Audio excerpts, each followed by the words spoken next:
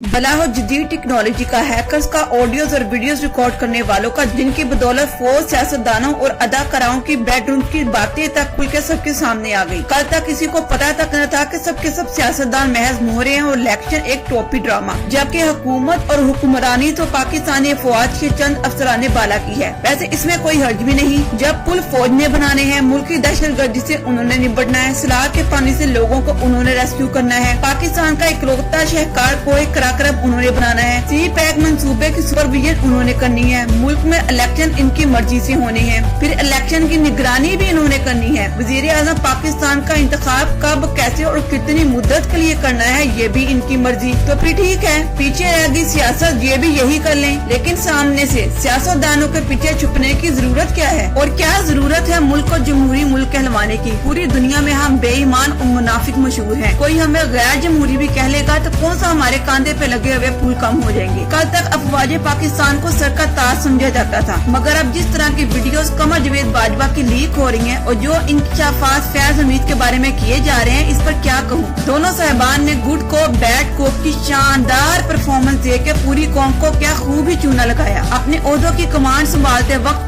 तो इन्होंने कौम की हिफाजत का किया था, लेकिन एक दूसरे के करतूतों पे पर्दा डाल के हिफाजत तो ये सिर्फ एक दूसरे की करते रहे। नौकरी के दौरान अवाम के टैक्स के पैसों से लाखों रुपए तनख्वाह लेते रहे, फिर एक दूसरे को लड़कियां सप्लाई करके इनकी गंदी वीडियोस बनाते रहे।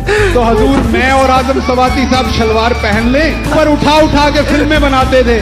मेरे ख्याल में फैज हमीद और बाजवा के पास जितनी गंदी वीडियोस इकट्ठी हो चुकी हैं, इसे किसी फोन वेबसाइट पे भेजकर मुल्क का कर्जा ही उतार दें। बाजवा जैसे फितने को नवाज शरीफ ने 2 सीनियर तरीन जर्नल्स को छोड़कर मुंतखब किया था और 3 साल पूरे होने के बाद इमरान खान ने सबकी मुखालफत के बावजूद इसे एक्सटेंशन दी। जैसे टेडी दल ने सिंध में, डेंगी ने पंजाब में, कोरोना और सलाब के बाद बाजवा ने पूरे मुल्क में तबाही फेर दी। अब मैं देखने वालों से पूछ रही हूँ, आपके ख्याल में बड़ा कसूरवार कौन है, नवाज शरीफ जो बाजवा को लेके आया या इमरान खान जिसने अपनी हुकूमत बचाने के लिए इसे एक्सटेंशन दी। हालांकि दोनों की ही मंजी बाजवा ने ही ठोकी, दोनों की हुकूमत का तख्ता उलटकर। वैसे ये हमारा बरसों पुराना कुतखाना है, मर्जी का आदमी चीफ और नजरिया जरूरत के तहत एक्सटेंशन। अब हम यहाँ बैठ के महंगाई को रोएंगे और बाजवा साहब अपने 12 अरब के सासे लेके मुल्क से बाहर बैठ के मौजे करेंगे और वहाँ वैरायटी की बाहों में बाहें डालकर डांस। फैज और बाजवा को होना तो कोर्ट मार्शल चाहिए था, लेकिन करेगा कौन, क्योंकि कोर्ट मार्शल करने वालों की तो अपनी गंदी वीडियोस और ऑडियोज मार्केट में बासानी दस्तयाब हैं। मौजूदा सूरत हाल में मुझे ये 2 बातें समझ में आई हैं, फौजी अफसरान, ब्यूरोक्रेट्स और सियासतदान, इनकी 2 ही जरूरतें हैं, पैसा और औरत। पैसों का ढेर भी इन्हें अपनी मर्जी की औरत हासिल करने के लिए ही चाहिए। मेरे ख्याल में इस जरूरत को पेश नजर रखते हुए अब आला फौजी अफसरान, अदलिया, ब्यूरोक्रेट और सियासतदानों के लिए एक अलग महकमा बना देना चाहिए, महकमा